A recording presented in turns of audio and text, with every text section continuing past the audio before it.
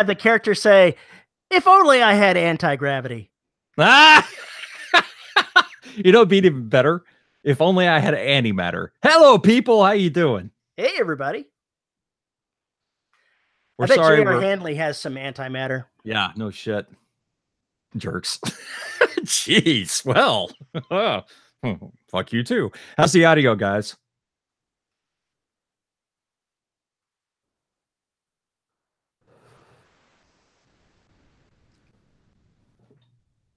There are no robots. There are only dead robots.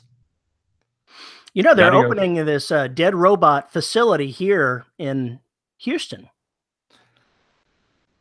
Oh. I'm hoping y'all saw the article about the sex robot place opening up in Houston. Oh, it's a sex. I thought it was dead robots. My bad. It's sex robots. I know exactly what it is. It's a robot brothel. I mean, I got nothing. I figured it'd be at least another 20 years before we got to this point. Well, just think, Paul, you could go ahead and go check it out and write it off as a business expense if you write a story about it.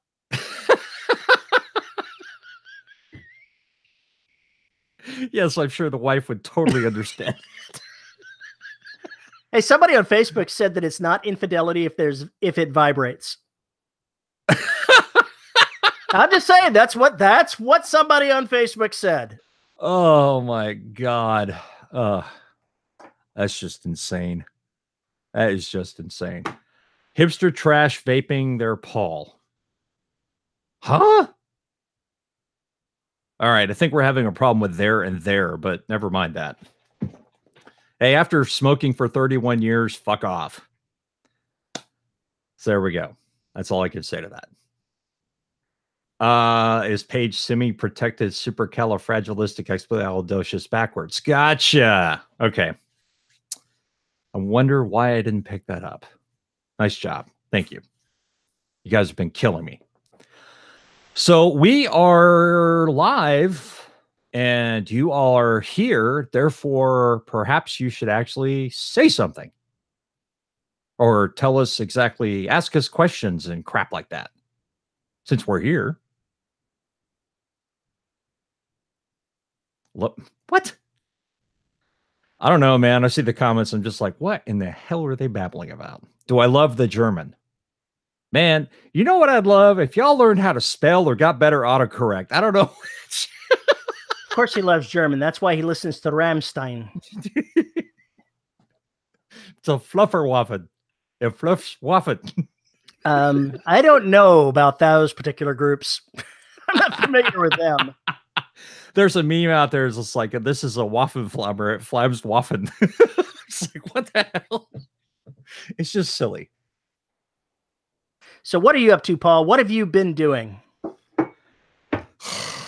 Working on YouTube crap. That doesn't sound like writing. It's not. But today I got back on the writing horse. Yesterday was the day for audio hell. I had to put out 3 podcasts. Was it only 3? Yeah, it's only 3. I had to put out 3 different podcasts yesterday. Fortunately, Gary's Inferno is almost over. It's only got 3 episodes left, so I have 3 more weeks overlaps, and then we're done. You mean Audible hasn't rejected that sucker because it had some weird technical error? No, I haven't heard back from them. I'm just talking about the podcast. So, and Destruction seems to be going well. I'm getting lots of people going, I just finished 2. This is so awesome. It's like, yeah, talk to the people who waited a year. But be getting some stuff done for YouTube so I can start putting Outbreak up there. And then I just need to take a break. So I got to get back to the writing. So that's where things are. But I got back to it this morning. Find a Way Voices. I actually have some cards from folks that are with Find a Way Voices because they had some representatives at the Nebula Awards. Right. But I haven't contacted them to bring them on. So bad invitation, dude. Our bad person there over there is supposed to be booking people. That's me. Booking. That's a word. Let's see. Might be difficult. Yeah. Epic awesomeness. What the hell is going on here? I lost something. I do not watch Barney the Dino for fun. Bernie the Dickhead, maybe. I think that's basically the sitcom I'm on. This is Minnie. Minnie the office cat. Say hi, Minnie.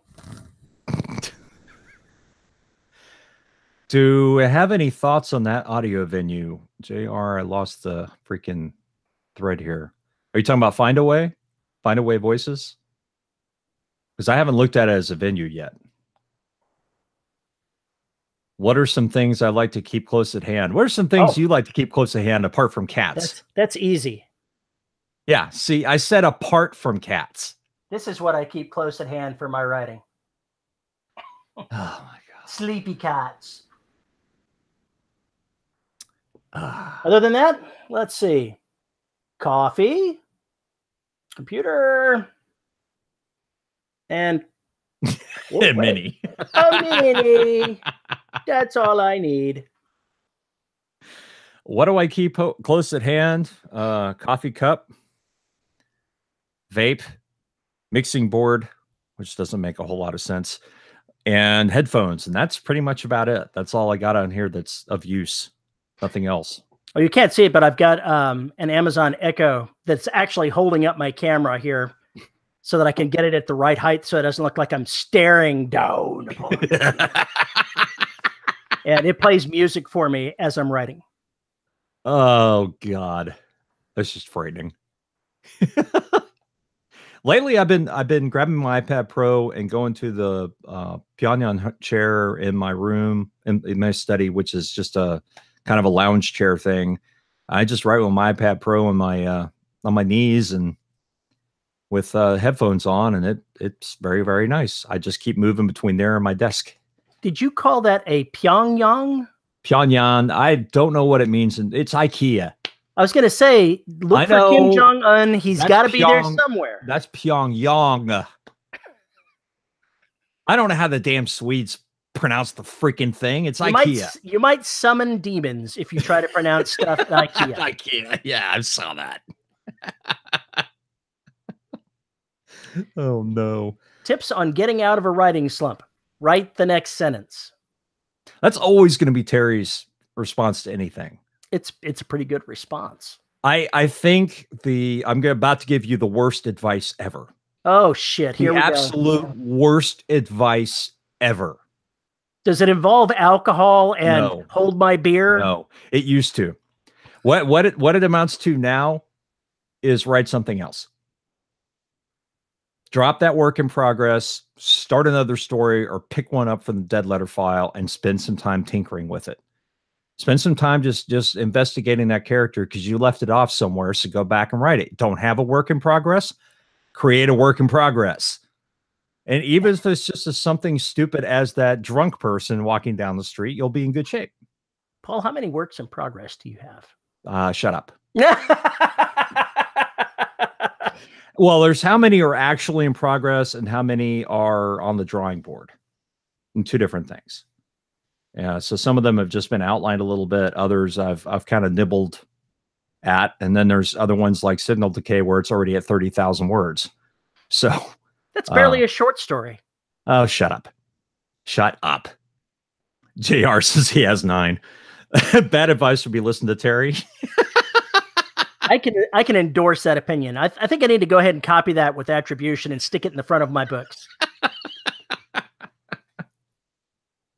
I do think writing down your thoughts just to get going is a good thing. One prof recommended turning off your monitor. I tried that. Oh, bad comma. It doesn't matter. It doesn't matter what you actually write. It's about getting that in there and the words not scaring you. That's literally what it is. It's a psychology. Words have never scared me. Maybe that's just me, but I've never had a fear of putting something down and fearing it would be wrong. It's not a matter of that kind of fear. It's a matter of whether or not they're the right words. That's what I just said. I'm not afraid of putting the wrong words down. God knows I do it often enough. But sometimes people need a kickstart, and sometimes all you got to do is say, "Hi, I'm woke up this morning and Smelled shit on my shoe. Well, how did I get my shit on my shoe? Well, it took the dog for a walk. Well, describe the crap that happened on the walk, and pretty soon you're in the middle of a little story and your brain might kick over and do something else. Give it a shot. Yes, a computer in a different location dedicated to writing. That's why I grabbed the iPad and I go do something else, because this machine that I'm on here is for DRS, audio recording, coding, and audio editing. That's what it's here for. So I'd use my iPad as much as possible to write, with some exceptions. I've been doing my writing separately from my machine, even though it's at the same desk, on the Mac that I have for using Vellum with. Yeah. And that's proved helpful. I think it's what's really good about the tablet is there's really nothing else you should be doing on the tablet if you have another computer. But you've got wireless. Depending on where you go, you can always connect to something. Yes, you can. Yes, you can. Yes, I use a keyboard with the iPad. Yeah, and that book's another good idea. Something simplified. That's what was great about the old word processors and why they work so well, is the fact that they really didn't do anything else. It was just there for writing. So it's you got to get into the habit of basically shutting everything off and just doing that.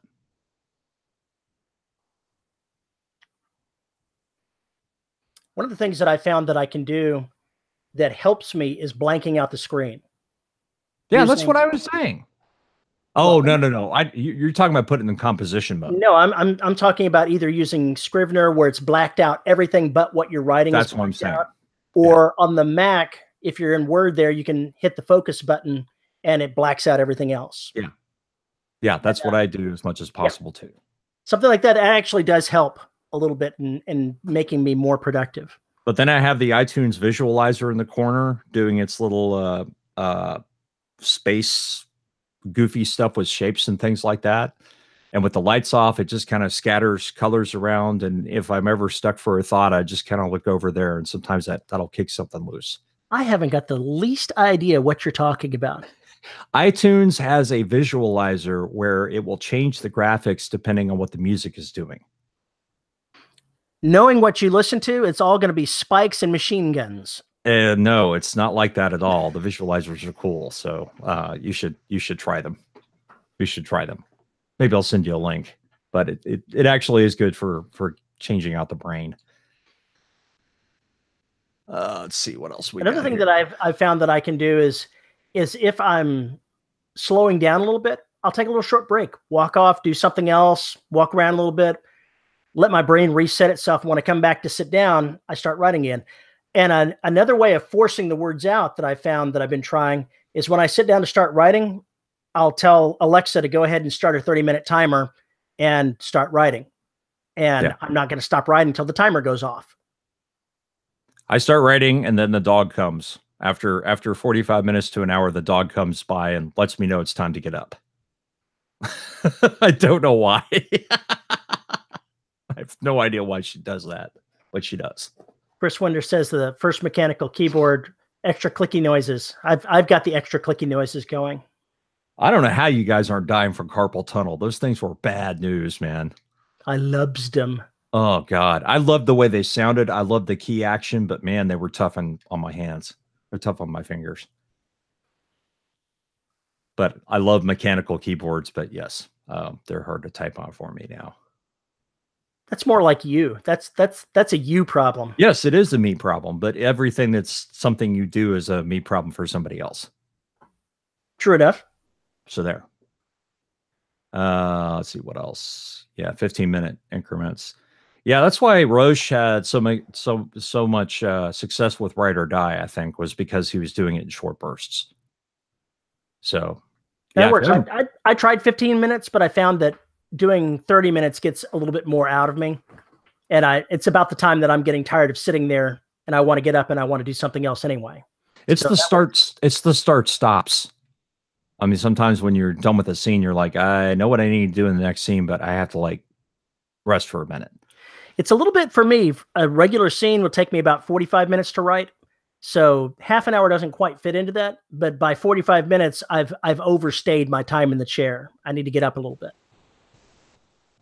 Yeah, slacker. And one thing that I found is that it's not really the amount of words you do in a session. It's the number of times you can make yourself start a session that helps. Starting the session is the hardest part. Yeah, definitely agree with that. I definitely agree with that. So Terry, I have a question for you. I have an answer. 42. Are you thinking about doing NaNoWriMo this year?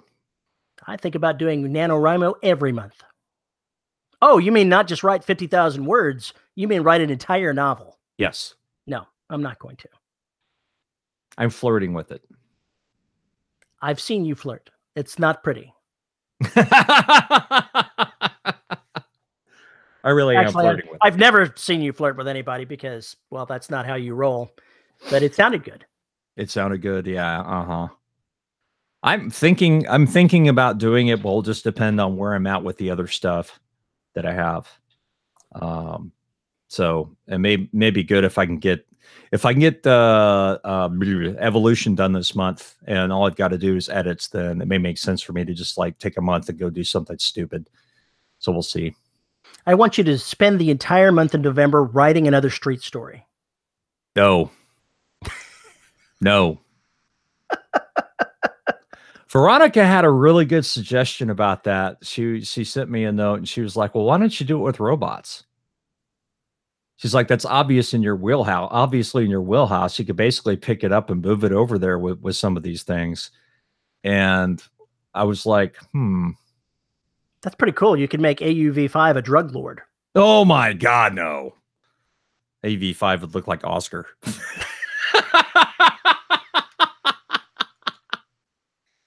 It'd be like the anti-Marvin. Well, not the anti-Marvin. It had Marvin's personality, or Marvin's way of talking down to people, but it would be Oscar underneath it. So, yeah, that could be fun. The problem with me doing NaNoWriMo is that I'm busy writing stuff for Glenn Stewart now, and I'm not going to finish it before the end of the month. It's not going to be until the 10th or 15th of next month before I'm done with that project. So I can't really devote the time to anything else, even if I wanted to. Yeah, that's kind of an issue. If you got contract work, it comes first.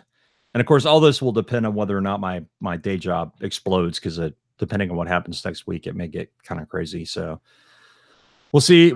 As soon as you commit on anything, blow job, the day job just goes nuts. Yeah, pretty much.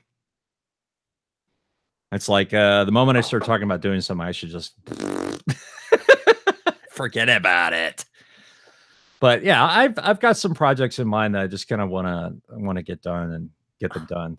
So. J.R. Henley says, just track the 50,000 words. No, absolutely not.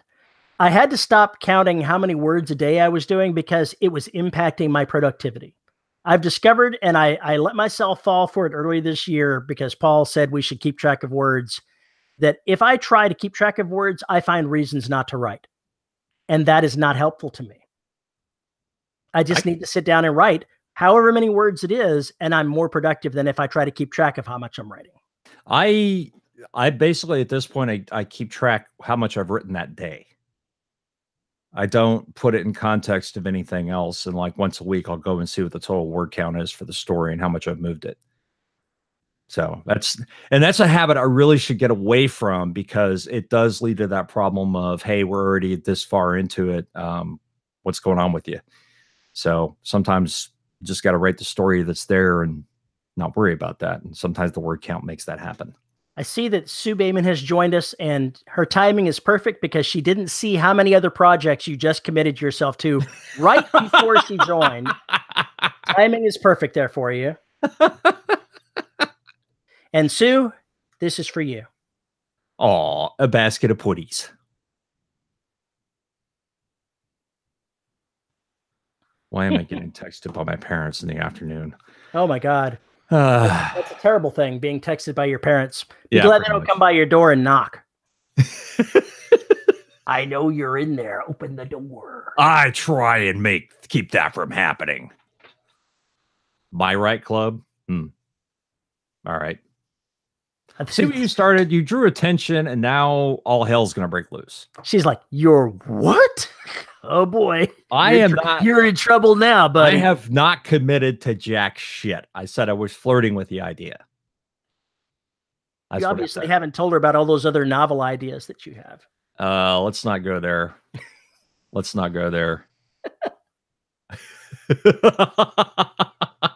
let's please not go there.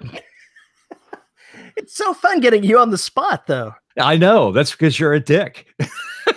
So I'm told. Nathan's ratting you out. Yeah. AUV5 is a crack addict. What the hell, man? Jeez. I should have made the lanternfish crack addicts. Oh. Get another idea. Okay. I'll stop now. I saw an interesting idea for a post-apocalyptic novel that I had to buy the book just because the idea of how the apocalypse came around was so interesting.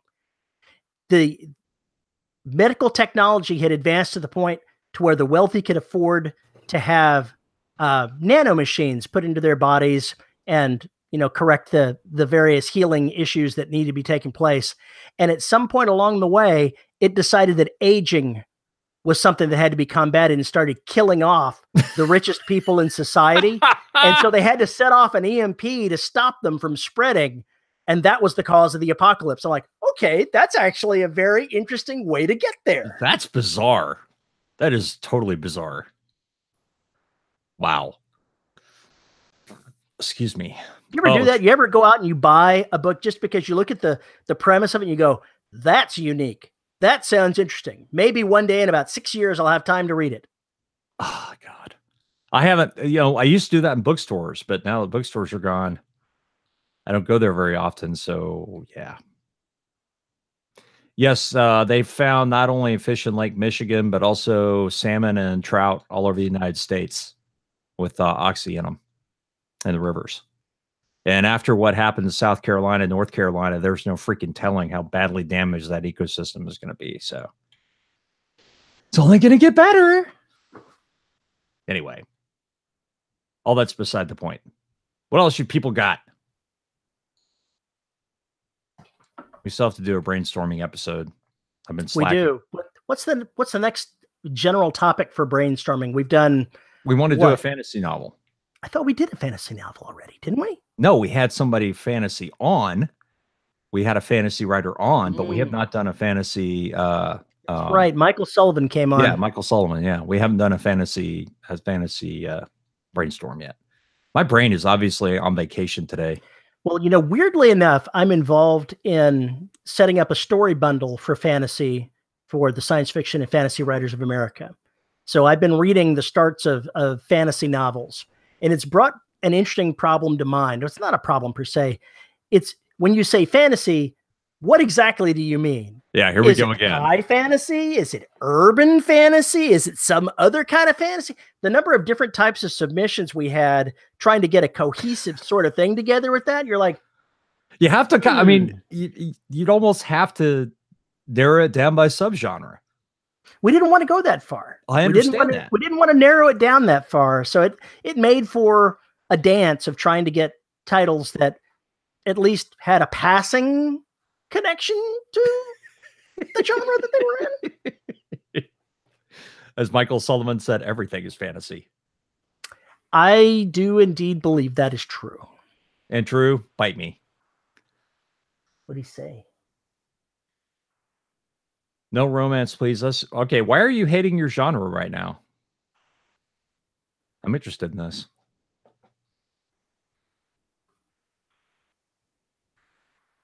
Why'd somebody type? Oh, why are you typing? Damn it, Sue. She's busy scrolling back, looking at all the things you've said. You might be right. Let's see. Oh. Sorry. Yeah, sorry to hear that. No clumsy fingers. Gotta watch those clumsy fingers when you're writing a romantic scene, or just about anything could happen. Pretty much. Anyway, I'm sorry to hear you hate your genre at the moment. I hate sci-fi at the moment. I loathe it. It's getting in the way of other stories. You don't really hate sci-fi. No, I don't. I don't hate Amish cyberpunk. Wow. That's like a Bill and Ted movie, man, right there. That's crazy. Whoa. I can't even imagine. Can you imagine the kind of send up Weird Al Yankovic would do if that became popular? Amish cyberpunk. I don't know. There was this television show that was going on that purported itself to be one of those real life shows about the Amish mafia. Yeah. And I'm watching that going, I don't think so. The I'm Amish not buying this. Quaker sword and sorcery. They're carrying around their magic pitchforks. You shall not pass. Not without buying this desk first. Oh, wait, that's the Shakers. Never mind. God. That's terrible, man. That is absolutely awful. You're Somebody right. needs to send you a note about that. A horrible human being. Mennonite mafia bandits. Good. Crying out loud. Wow, this is getting. We really were talking crazy. about post-apocalyptic earlier. I don't know that I've seen a post-apocalyptic story focused on the Amish or the Mennonites or somebody that would actually have a decent chance of surviving the end of the world. That would be really interesting to have them going out and rescuing folks that were in distress. That would be really interesting. And now the more I think about it, that would be Amish. Yeah. That would be awesome. That really. would be freaking awesome. Somebody start writing this book. I want to read it. I've been threatening. Next year, I'm going to write the second book in my post-apocalyptic series. I think I'm going to have to drag in some Amish. That would just be too funny. Amish, Mennonite, Shakers, any of those sects that, abhor technology. That would be absolutely hilarious. Would anything change for them? It would, because the outside world would be coming into their sphere in a way that it has not. They've been able to isolate themselves, but a lot more violence would be coming their way if society collapsed, because people would see them as being those that have and that can be taken from, and they're very pacifistic. And that would be a real problem for their survival. Also, keep in mind the fact that they do go into town for supplies. They're not completely self-sufficient. I heard something about, I think it was an Amish thing. Maybe it wasn't Amish. Maybe it was one of the other sects that was going to go ahead and have their buggy as an Uber. Yeah. I did see that. Yeah, an Uber buggy. That would be exceptionally cool. That would be awesome. That would be freaking awesome. I want the camera on people as he pulls up to pick him up. Bob, I'm here for you. I'm with Uber. What? It's going to take about 3 hours to get there. Hope you don't mind the smell of cow dung while we're going down here, or horse dung rather. Oh boy. Runs on baked goods and furniture. I think that Mr. Fusion from Back to the Future, it just keep feeding it French bread and power your warp drive. I need to dig out the Doc Brown memes again. Great Scott! That would just be hilarious. Oh, God. Yes. Whenever we start talking brainstorming, it just gets bad. No, I think I'm actually being serious when I say that I need to bring in somebody from that community into the post-apocalyptic novel, not as the center of it, but as someone needing protection and as an additional set of characters. Yeah. That would be an interesting thing for me to explore in a post-apocalyptic world, and I've never thought about it before. I'm going to do that. Butter churn. Is him attacking zombies on the butter churn? God. Jake Bible eats your heart out. This would be just absolutely hilarious.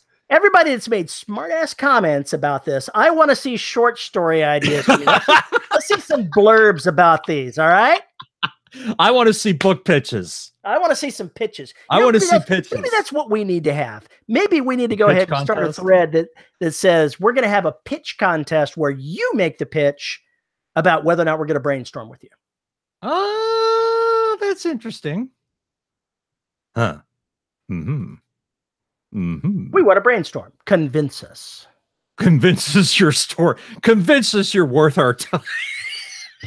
I wasn't going to go there. Golly, you're just a bastard. Look, as smart alecky as these guys have been today and are in general, I'm sorry. That amount of snark is warranted and justified. Thank you very much. Butter churns. That's the name of the book. Butter churns. They're all go out there and slay zombies with butter churns. DRS anthology. We need to have, you know what? If we're going to have a cover for that, I need to go ahead and Photoshop Kim Kardashian into using the butter churn.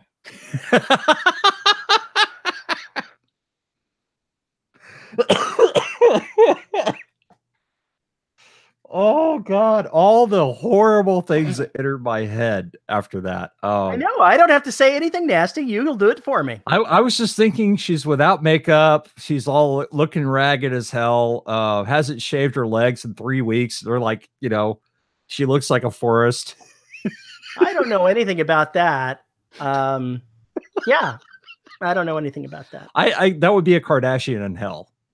That would just be absolutely hilarious. Let's see. What are we doing? Bills get to that being a really familiar action for her. In a world where alien midget... Now I'm going to have to read that. In a world where alien midget hookers run the galaxy, one ace detective must beat them off and save the galaxy from complete submission. That's an erotica story.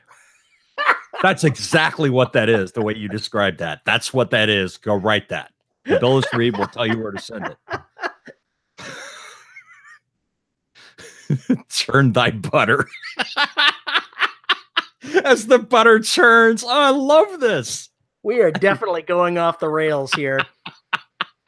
Yeah, Chris, that was the must beat them off part. That's what turned it into erotica for me. It's gotta be male erotica now. Sorry. Yeah, you've made it. It's definitely, yeah. But here's the thing, that sells really well. So you're in really good shape. It does. You could be the next Chuck Tingle. Yeah, you could do it. Churn thy butter.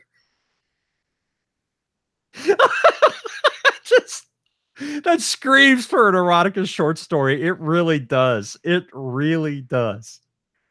This is just proof that our audience is just as sick and twisted as we are.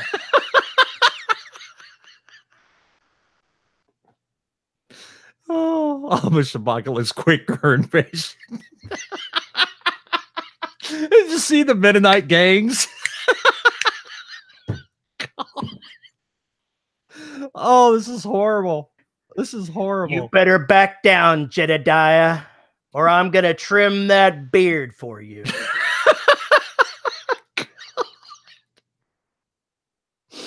Oh, this just sounds like a hilarious sitcom that would never, ever fucking air. I was trying to stop myself from laughing, but that's just too much. I choked myself up with that one.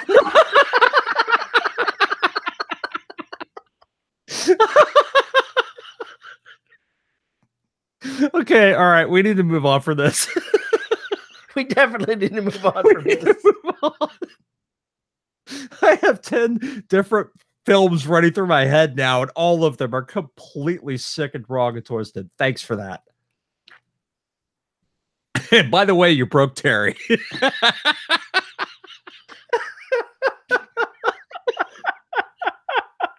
That's just too damn funny. Oh my God. See what you started? Now I'm trying to imagine Amish porn. This is just not a good thing.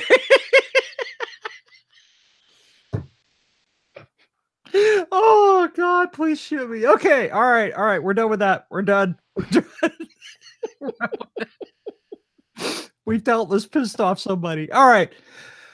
Let's move on. What else can we do here? Viewers that are watching this after the fact, it's our patrons' fault. We blame our patrons for this because you just can't see the chat.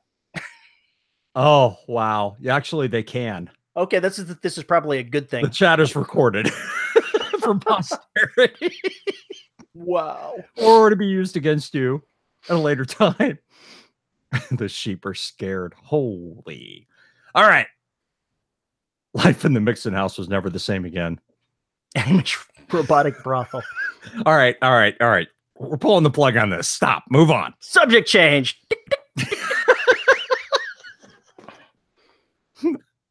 Oh, wait a minute. Hey, I resemble that description. Sue, I'm not even going to ask which one of the above you resemble. I'm going to stop right here. I got nothing. Do we ever write summary in our books? No. Perhaps I should, but I haven't. Okay, what do you call in summary? What has gone before? In the last time we saw our heroes, blah, blah, blah. Excuse me. Oh, shit, no. I don't do that. I leave them in the middle of it. That's because you don't leave anybody alive to have to summarize what went before. Yeah, whatever. No, I don't write summary. One of the biggest problems when you pick up, especially if a book has been a year and a half since you released the last volume, is yes, you do have to find a way to remind people who people are. So you can spend a few paragraphs here and there doing that as they're working. Oh, you mean summary as the connective tissue between scenes? I'm not sure I understand fully what you mean by that. Do you mean recapping the scene for another character?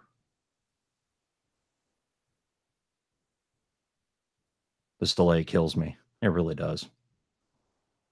And now we've put him on the spot. No, it's just a different, it's an honest question. I want to know. They asked the question.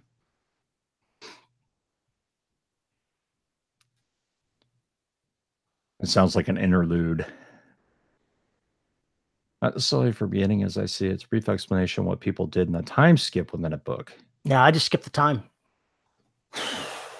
I skip the time unless there's something that happened during that time that is important.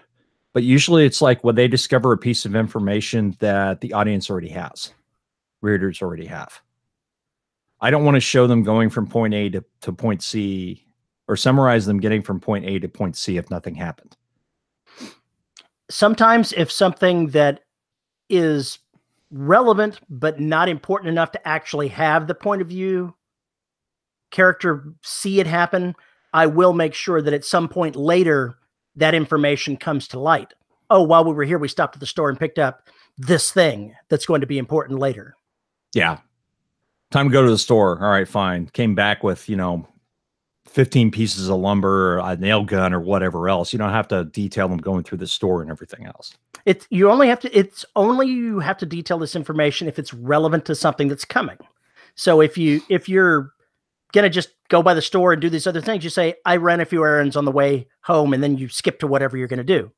You don't have to detail it out if it's not going to be relevant. Yeah. If it's books between a series that you're talking about and summarizing what happened in the last book, there's deft ways to handle that so it's not an info dump or reads like a summary. You just basically reintroduce each of the characters and get everybody back in touch with them. That's what I do. Yeah. Hey, did you remember to pick up that Deus Ex Machina for me? Yes, exactly that. Exactly that. Yeah, that's a problem. I've noticed that. I've noticed that too often, way too often. Let's see. Speaking of, I watched a movie called Ex Machina last night, which is fantastic. I heard about it. I wanted to watch it, but I got sidetracked and haven't seen it yet. It's definitely worth your time. It is an absolutely gorgeous film. Absolutely gorgeous. And pretty crazy. I didn't quite guess the ending, and I was pleasantly surprised with what they did. So it's a very good film. Sounds like me. I need to go see Predators or The Predators. The Predators? I wonder what's going to happen at the end. Gee, I wonder.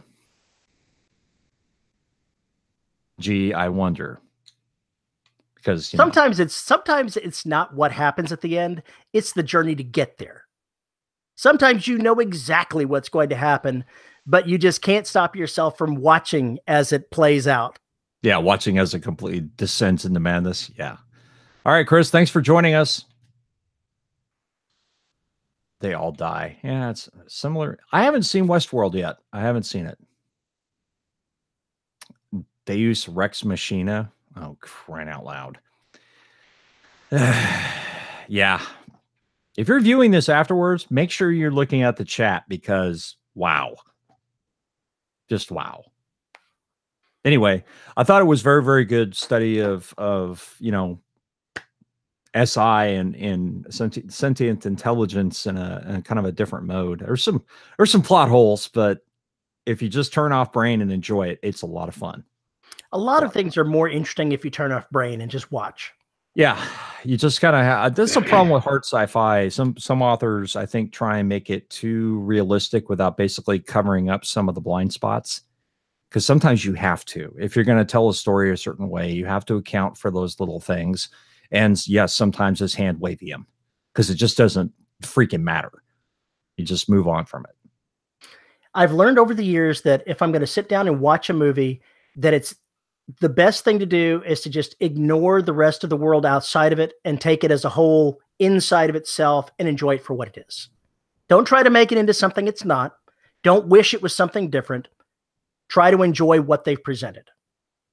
Has anybody here seen The Nun? No, but I've heard it was bad. It was actually, the first half of that movie is fantastic. Absolutely fantastic. And then the second half, there are some okay scenes, but it just derails. They just turn it into something it just shouldn't be. But the atmosphere is just chokingly claustrophobic in the first half of the film. And it gets everything a good horror movie needs to have. It hits all the right notes. And then the second half, it fucking falls apart. B-Man and I were laughing during the second half. That's never a good sign. Never a good sign. They're talking about destroying HOAs now as part of stuff in the chat. I think that, if you're going to go ahead and write urban fantasy, you should make the HOA association officers, you should make them vampires. No, make them trolls. Oh, that's even better. Make them trolls.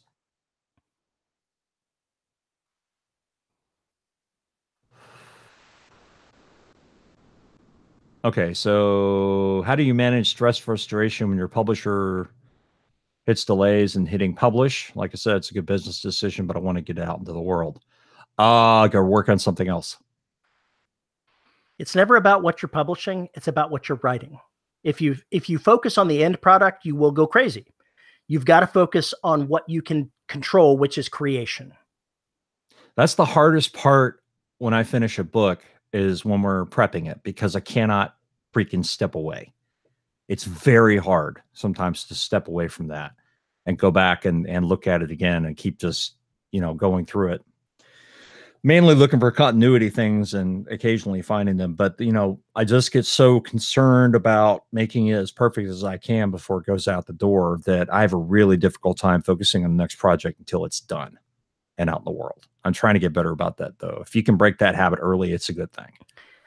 I have changed my process over the last couple of novels, and not in a good way. I was experimenting with some suggestions that were made by a professional writer, and I decided it didn't work for me. So I'm going back to what has worked for me in the past, and that's just writing this novel that I'm doing into the dark.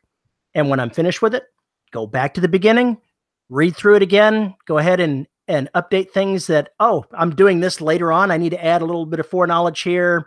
I need to make sure that this stays in contrast with the character. The scene doesn't make any sense anymore. It needs to come out. It needs to be rewritten. Do that. And when I end the book, when I'm finished with it, off to the proofreader it goes. Off to the editor it goes. I'm done with it. And on to the next project. Oh, life must be so simple. You've got to let go. This is my advice to you, Paul. You've got to release your grip on the final product. No. Don't obsess over it. No. Finish it as well as you can, as quickly as you can, and move on to something else. That is the secret to success. No. Publish more.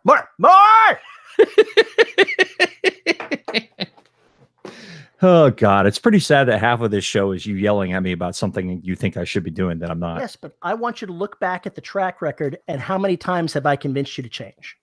Yeah, and all of them have been disasters. Yes, it's just terrible. You realize, of course, that I don't believe any of this. I'm just leading you down the primrose path to see how far I can go ahead and bore at you into getting this done. Mm-hmm. Yeah, you're just going to keep annoying me. Yeah, that's pretty much it. Well, I mean, I had one of these mornings where, I mean, we were talking about this pre-show, going back to, you know, the WIP and taking a look at it. So I was thinking about it last night. So I just dusted off and started working on it just a little bit to close out this scene. And then suddenly I was writing the next scene and it just kind of like flowed on. But I realized what I'd done between now and the last time I touched this manuscript is I decided to jettison all this shit that didn't need to be there. So it's going to be a popcorn book. It's going to be fun. It's going to be fun. That's every book I write. It's going to be so much fun. It'll be so much fun. Except that your version of popcorn has corpses. Define corpses. No, I've got something much worse in mind. I have something really bad in mind. I think people who love the Dead Space game are really gonna just love this book. Rick Shaw says, Elmore Leonard. Yeah, leave out the parts that people skip. I try to not write things that I wouldn't want to read. And that's sometimes the tough part, because you asked last week, I think it was, if I'd ever written myself into a corner. It was either last week or the week before. And I know that I wander around looking for where the story is. And I know that I've done that with Evolution, so I'll have to go back and tighten some things up. But I still have to get across every single bit of information that I have got done. And then when I realized I had all the information I need for readers to understand what's going on in the next phase and for the characters, it's time to start throwing grenades. So that'll be more fun than all the setup shit that has to happen, even though it is kind of cool. Where's your toe tag? Rick Shaw wants a toe tag. Terry hasn't been doing toe tags. I haven't. I just kill them. You're just kidding. You're just, yeah. Any advice for someone seriously considering switching genres? Continue to write romance, but I want to switch to something else, cheesy sci-fi horror. Does that mean starting over? Starting over from what? Your name? If you're talking about writing under a different name, I say don't worry about it. Write it under the same name that you're writing the romance. Your audience will figure it out. I've written science fiction. I've written post-apocalyptic. I'm going to be writing urban fantasy at some point. I'm going to be writing lit RPG at some point. And it's all going to be under my name. And the readers are smart enough to figure it out. The ones that are interested, oh, I like that. The branding says it's this genre. I'm interested or I'm not interested. And that way you don't lose the audience you've already built. Yeah. Tabitha, I think I think that's your name. God, it's horrible. Yes, it is. Tabitha. Okay. Thank you. I would say that there's no reason why you can't carry over what you've been doing in romance over to sci-fi and make that as a subplot for the characters. There's no reason you can't. And if you're already good at the romance genre, there's no reason to abandon those parts of characterization. You just throw it in the backdrop of what's going on. Let's talk about Nora Roberts for a bit. She had a falling out. Well, this is actually very relevant. She had a falling out with a publisher because an editor that she loved left. And she wanted to write something other than the romance that she's writing. So she published Year One, post-apocalyptic, very, very hardcore. People died, bad things happened. It was very much different than anything she's written under her name before, at least that I've read. And then she started writing some other books that were more adventure crime fiction that had romantic elements, but were not romance stories. And her audience is smart enough to figure it out. She's got a bigger audience than all of us combined, obviously, but she's a great example of the type of behavior that I think would work. The audience it's changed. You don't have to be like the old style publishers that say, oh, you need a new pen name because we don't want to sully this brand. Your brand is you. It's not what you write. It's not the genre you write. It's you. People that like the way you write are going to follow the stuff that you write that they find interesting. It may not be everything in your catalog. So be it. I have readers who will only read Derelict. I have readers who will only read The Black. And then I have readers who love everything I write. Go figure. It is what it is. But there are the readers that follow me around and want to try out the stories that I write in whatever genre. Those are the folks that I can count on for 7 or 8 sales, and that means I'm doing something right for some people. So I wouldn't be afraid to switch genres. I never have liked the idea of being genre monogamous. There we go. Are you saying that you're, well, let's say genre easy? Is that the way we're going to go with that? I prefer the term genre slut. I wasn't gonna genre shame you. Okay. Don't genre shame, bro. I think that you should try as many of those things as you want. Now, granted, the way I write, everything has got a really dark edge to it. That's just who I am. That's just what I write. But that doesn't mean there's a single genre out there that I won't do horrible things to and write a story in. So, I mean, yes, I have a romance. It's going to happen. It'll probably get turned into literature, though. And editors who throw them to, said Sue. And I'm trying to scan back and see what that might. I'm not sure what you're saying. I'm not sure what you're referring to. Yeah, I'm not either. I'm confused. It was obviously about something I said. So yeah, I don't think there's any reason why you shouldn't just bring that over. If you're really good with it and comfortable with it, then drag it over as subplots. If you want to just have it straight up action, then don't bother. There's a great idea for you, Paul. You should write a book titled Committing Literature. Committing literature. No. No. No. Yeah, I have readers who throw my books. Gotcha. I have readers that throw my books across the room and editors who throw them too. Yes. Got it. Now I'm on board. Yeah, so am I. Yes, that happens. That can happen. What else you got? What do you have against literature? What is wrong with you people? That's what happens. You don't read the good stuff. I've been trying to convince Paul to go ahead and write a horror comedy where it's like that commercial where the stupid kids go running into the shack full of chainsaws and are trying to decide which really terrible decision to make and where to go. And the killer is just standing there shaking his head going, I cannot believe I am even seeing this. I totally want you to write that novel. Yeah, if I could figure out how to do it. I think it'd be more like a short story at this point.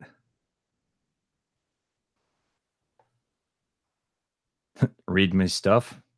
Oh, he told you, yeah. I'm not even screwed now, buddy. You're totally screwed. I'm not going to even make a comment about that. Every 3 months, I expect to get thrown in the loony bin. Let's talk about your character. Tell me about your protagonist. Yeah, tell me about what you were thinking about when you wrote these haunting lines. And what will happen when you said, where are the Cheez-Its? What did you mean? What was the literary color behind these words? When you think Cheez-Its, what is the first thing that comes to mind?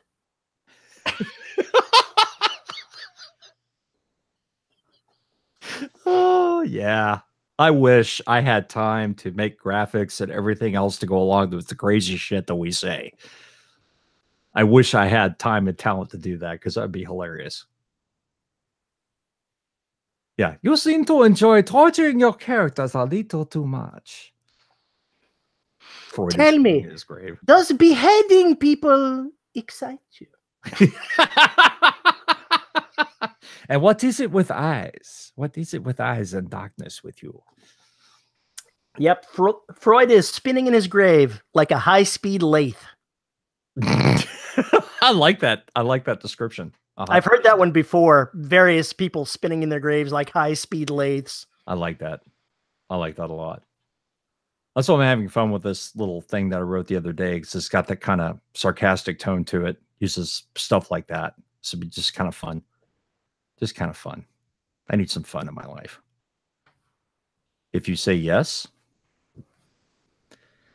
Well, let's see. I'm not even going to try and answer how to psychoanalyze your shrinks, psychoanalysis of your writing, analysis of your writing. Not even, no. Tell me about your mother. No, you tell me about your mother. That's That's when you pull out your void comp machine and put it on a desk. Yeah, that shrink could be like, leave, please.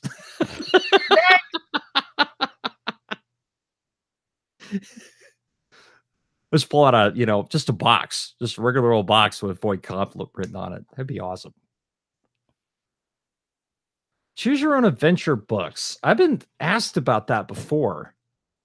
It's probably more complex than it seems. Yeah, I think it's a lot more complex. It's like doing a crossword, designing a crossword puzzle. You've got to get all little parts connected in before you even start writing it, because otherwise you'll go down the rabbit hole and end up somewhere crazy. I've thought about going through one of these choose your own adventure novels before to make sure that every page actually connects to something, because it would be really funny to stick something in there that was orphaned.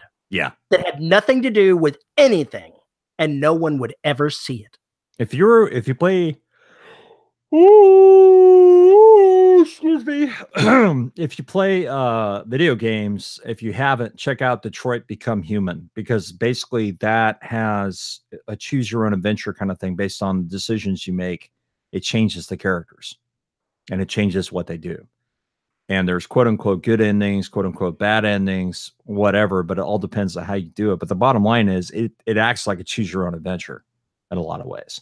It actually shows you which paths get cut off that you didn't journey to or whatever else, and then subplots will disappear. So it's kind of it'll show you a graph at the end of whatever scene you're in, what your progress is. It's kind of crazy. So you should try it.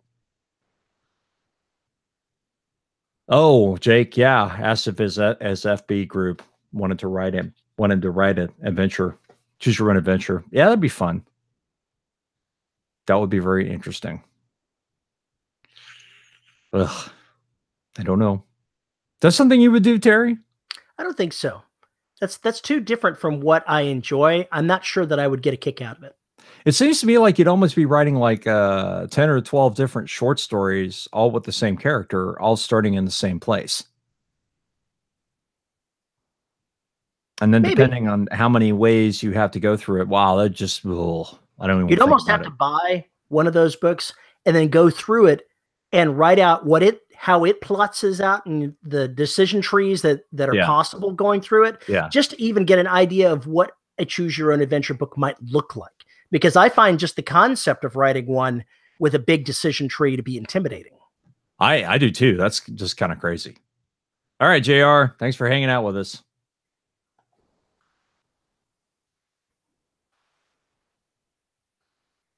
Well, folks, we are at about an hour. If you've got some other subjects you'd like to talk about, now is the time to tell us about it. Yeah. Because God knows we like to talk. Do we? Apparently. No, we don't like to talk. We would never do that.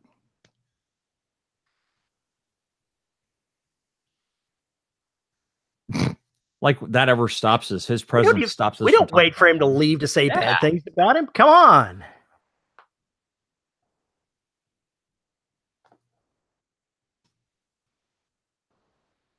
There's suitable evidence. Yeah, well, JR kind of asks for it. He asked for everybody to kill him. For a fact, he asked me to kill him in an Empire short story and make it as bloody as I possibly could, so I made certain there was not a single drop of blood. Oh, boy. I guess I'm kind of mean that way. I guess you are. I would never do things like that to people that, I Mary Sue in my books.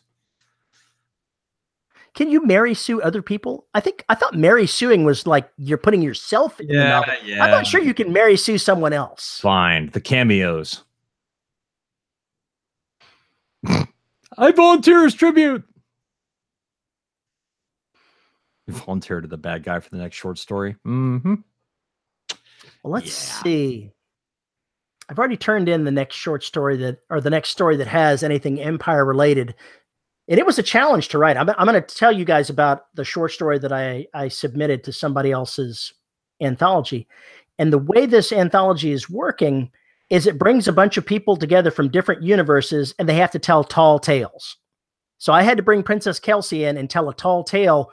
But part of the story is writing it from the point of view of telling a story, and the other authors are going to go ahead and stick in their commentary, and I've got to respond to it. So that's an interesting challenge in trying to write something of a character telling a story to someone else. There's a lot of double quotes. I'm not so sure I'm happy with that. Double quote, single quote? Is that what you mean? I decided not to do the single quotes because it became really confusing after a while. Suddenly it becomes a Faulkner book. A Faulkner story. Yep, I do have to write a short story for the book 4 to 6 compilation, but I haven't even decided what I'm going to write about. I haven't even decided who I'm going to write about. It may not be Princess Kelsey. It's probably going to be someone else. I think it needs to be your engineer. I don't know. I was thinking about scientist. I was thinking about writing one from Talbot's point of view. That would be fun. I have an evil cat on my desk. I'm not going to show him, though. He'll run away. Knock over things. Well, it looks like they're pretty quiet, so maybe we need to go ahead and bring this to a close, Paul. Yeah, probably. Probably. Let's see. La la la la la. Da, da, da, da, da. Come here. What are you looking up? I was looking at patron names. Did we close out the patron episode with patron names? I think they know who they are. I would hope so. Maybe it's just habit. Let's see. Okay. All right, fine. Yes, Terry, you're so smart. Paul's so stupid. Okay. Kelsey Vander and Tony Downs meet in a bar. What could possibly go wrong? Nothing bad. Everyone to meet up at Balticon next year and get hammered and do a drunken live show. That's pretty much every year. Only this year wasn't drunken at all. So yeah, that's a bad thing. Besides, we can't get Terry drunk. Sadly, no. Yeah, but the patrons and others can certainly be there, as they usually are. Anyway, that notwithstanding, all right, folks, we're going to wrap it up.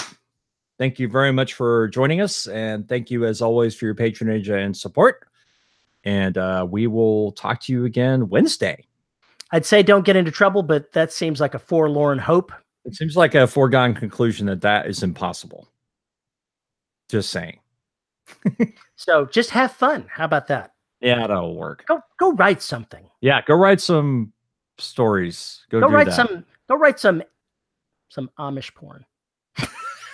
Sharon Night Butter. You people are sick. Goodbye.